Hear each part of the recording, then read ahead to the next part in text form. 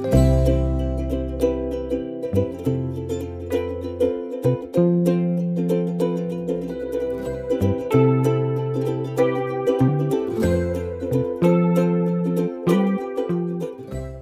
दोस्तों, कैसे आप सभी लोग। आई होप कि आप सभी लोग बहुत अच्छे होंगे। ब्लॉग की शुरुआत आज हो रही है 4 बजे से, क्योंकि आज मैं बहुत सारी जगह गई तो बहुत बिजी थी और अब मैं अपने इनके साथ जा रही हूँ घूमने के लिए। चलो आप भी चलो मेरे साथ। आज हमारे देहरादून में दवा के बारिश हुई है, सारे रास्तों में गीला ही गीला हो रहा है, सारे रास्तों में पानी भरा है। तो आज हम जा रहे हैं कई स्पेशल जगह, आप सभी लोगों को भी लेके चलते हैं। आसमान में अभी भी काले बादल हैं, आ सकती है बारिश दोबारा से।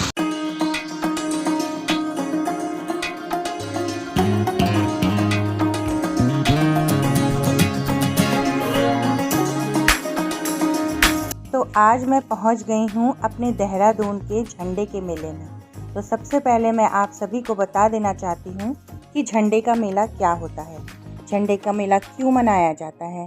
झंडे का मेला श्री सिख संप्रदाय के गुरु राम राय जी की याद में मनाया जाता है। कहते हैं कि इन्होंने मुग़ल बादशाह औरंगज़ेब ने इन्हें दिल्ली बुलाया था, लेकिन इसके बाद वो दिल्ली में ना रह कर के देहरादून में आकर बस गए थे। देहरादून में आकर उन्होंने दरबार साहिब की स्थापना की और पता है आपको, तभी से देहरादून बसना शुरू हो गया था। इसीलिए देहरादून की पहचान में उनका सबसे बड़ा योगदान है और इसी दिन इसीलिए 1 महीने के लिए यहाँ पर झंडे का मेला लगाया जाता है।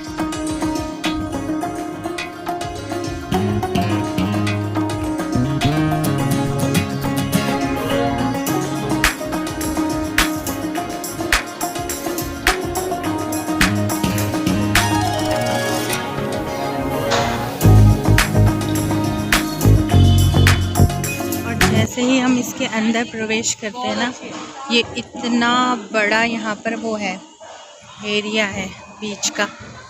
इसके आगे जाकर भी और भी पुराने पुराने स्तंभ बने हैं और बहुत अच्छा गार्डन है आगे की तरफ।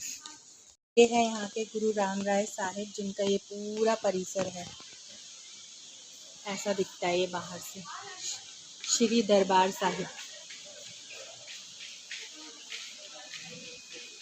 और अब हम इसके अंदर जा रहे हैं ना, ये पुराने ज़माने के दरवाजे देखो, कितने पुराने दरवाजे हैं ये। बाप रे बाप, पहले के ज़माने के दरवाजे कुछ इस तरह के हुआ करते थे, इतने मोटे मोटे ताले और उसमें ये लगी हुई कड़ियाँ।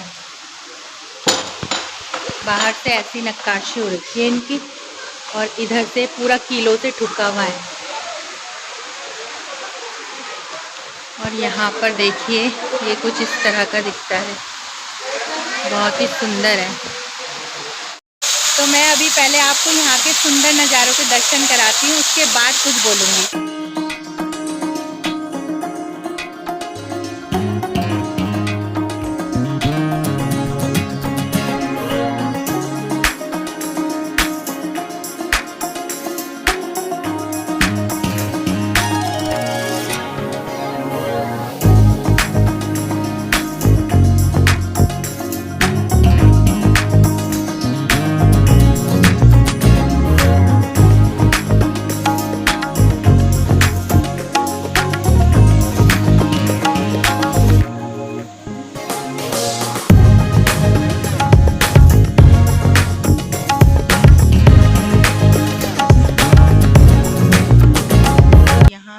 हमारे गुरु गोविंद सिंह जी का दरबार और यहाँ है बाबा बालकनाथ जी और ये है हमारे हरे कृष्ण।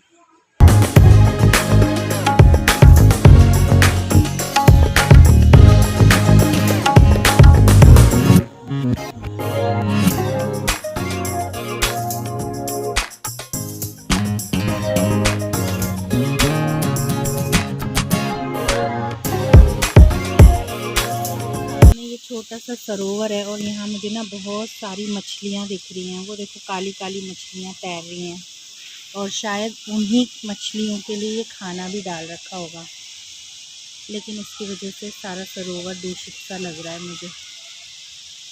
ये देखो कितनी सारी मछलियाँ हैं, तैर रही हैं जो। और हमारे वो देखो वहाँ पर खड़े हैं इंतज़ार कर रहे हैं मेरा, कह रहे हैं जल्दी से आ जाओ।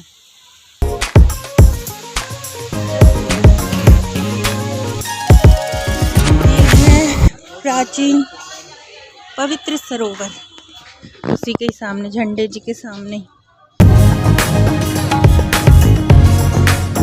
तो यहाँ के भी मैं आपको दर्शन कराती हूँ, अच्छे अच्छे सुंदर सुंदर, उसके बाद सारी कहानी पता चल जाती है। बबल्स उठ रहे हैं, वो क्या है, डर के मारे वो देख बबल उठ रहे ना, मतलब भयंकर क्या है ये, बबल उठ रहे हैं पूरे में, डर गई मैं। तो ये बहुत ही सुंदर नज़ारा है यहाँ का, ये सरोवर है यहाँ का। और यहाँ पर बेसिकली सभी लोग ज़्यादातर फ़ोटो शूट कराने के लिए आते हैं, जैसा कि आप देख ही पा रहे होंगे। और गुम्बद के ऊपर देखो कितना ज़्यादा काला बादल है, किसी भी वक्त बारिश आ सकती है। चल थोड़ा सा उधर की तरफ चलते हैं। कैसा लोग फ़ोटो खींचने में मस्त हैं और हम वो देखो हमारे ये कैसे खड़े हैं। कैसा लग रहा है यहाँ? अगर इतना बड़ा घर होता तो वाह वाह, मज़ा ही आ जाता। जिल्ले इलाही वो बन जाती मैं तो। जिल्ले इलाही क्या बोलते हो उसे? औरंगजेब। कितना सुंदर लग रहा है ना। हाँ हाँ हाँ, इतनी शांति मिल रही है ना यहाँ आकर, मज़ेदार, मतलब मज़ा ही आ गया। इसके ऊपर भी जाने का होगा शायद ना। बहुत ही सुंदर। पहले के लोग ना भाई इसीलिए आसपास पे सरोवर रखते थे, ठंडी हवाएं आती थी ना। ऐसा लग रहा है यहाँ आके? अच्छा लग रहा है। क्या अच्छा लग रहा है? कुछ पता नहीं है लेकिन अच्छा लग रहा है। हाँ, झंडे जी दिख रहे हैं, ये यहाँ के झंडे जी। तो चलो अब चलते हैं, है ना। बहुत बड़ा झंडे का मेला भी लग रहा है, लेकिन वहाँ बहुत भीड़ है, अंदर जाना खतरे से खाली नहीं है, इसलिए हम चलते हैं। थोड़ा सा बाहर से देखेंगे। है नवरात्रि का पहला दिन है तो सभी जगह ना भजन कीर्तन चल रहे हैं। वैसे भी ये मंदिर है तो यहाँ तो चलेंगे ही। तो अब हम बाहर निकलते हैं और यहाँ पर जो झंडे का मेला चलता है ना, उधर की तरफ चलते हैं। हालांकि अंदर नहीं जा पाएंगे, बाहर से दिखाएंगे। सारे में टाइलें लगी हैं ना, तो यहाँ पर ना बहुत ज़्यादा फिसलन हो रही है। तो चलो यहाँ से बाहर निकलते हैं। मंदिर से मैं दिखाती हूँ, अंदर चलते हैं। ज़्यादा अंदर तो नहीं जा पाऊँगी, बस थोड़ा सा यहीं पे से दिखाऊँगी। ये मेला भरता है पूरा यहाँ पर ना, तो मेले में वही जो आम मेले में होती हैं सारी चीज़ें, वो सारी चीज़ें यहाँ पे भी मिलती हैं।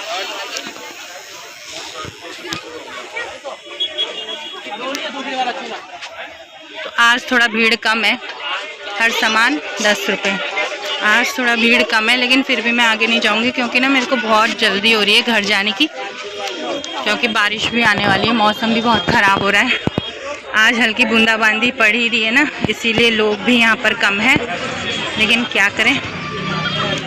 तो अभी मेरे हस्बैंड जी बाहर बैठे हैं, मुझे बुला रहे हैं, तो मैं वहाँ जाती हूँ, फटाफट से गाड़ी में बैठती हूँ और फिर घर को निकलती हूँ। वो देखो वो बैठे हैं वहाँ पर। चलो, आज तो यार अंदर भी बहुत कम भीड़ है। क्योंकि आज बारिश की वजह से ना लोग कम आए हैं, नहीं तो ऐसे खचाखच भीड़ रहती है भैया, एक के ऊपर एक चढ़े रहते हैं।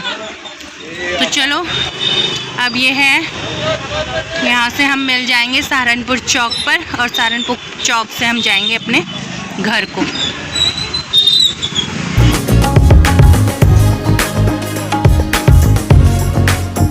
हेलो दोस्तों, मैं घर में आ गई हूँ और पता है बाहर इतनी तेज़ बारिश हो रही थी। जब हम वहाँ से आ रहे थे झंडे जी से, इतनी तेज़ बारिश हो रही थी कि मुझे इतनी ठंड लगी कि मैं घर में आ कर के और मैंने एकदम से ब्लैंकेट ओढ़ा और मैं सो गई।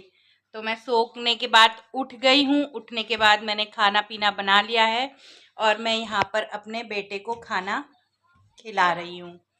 तो मेरा बेटा यहाँ पर खाना खा रहा है, इसको खाना खिला रही हूँ। फिर मुझे इसके पापा को लेने के लिए भी जाना है अभी दुकान में, क्योंकि आज वो अपनी बुलेट घर छोड़ गए हैं और मेरी स्कूटी में आए हम दोनों, तो इसलिए मुझे जाना है। तो पहले मैं इसको खाना खिला देती हूँ, फिर अपडेट करूँगी आप सभी को। बाहर बहुत तेज़ बारिश हो रही है और हमारे ये 11:30 बज गए, अभी तक नहीं आए, क्योंकि बारिश बंद ही नहीं हो रही है। अब मैं ही जाती हूँ, ऐसी बारिश में इनको लेकर के आती हूँ। भाई मैं आ गई हूँ टॉवल लपेट करके अपने हस्बैंड जी को लेने के लिए यहाँ पर, और अभी भी बारिश हो रही है बाहर। छाता पकड़ती तो छाता उड़ जाता। आ जाओ फिर, आ जाओ जल्दी, बारिश हो रही है आज। पता नहीं यार, ये बुन्नू के पापा, ये क्या चल रहा है? मार्च ना, मार्च में कौन से समय की बारिश होती है भाई?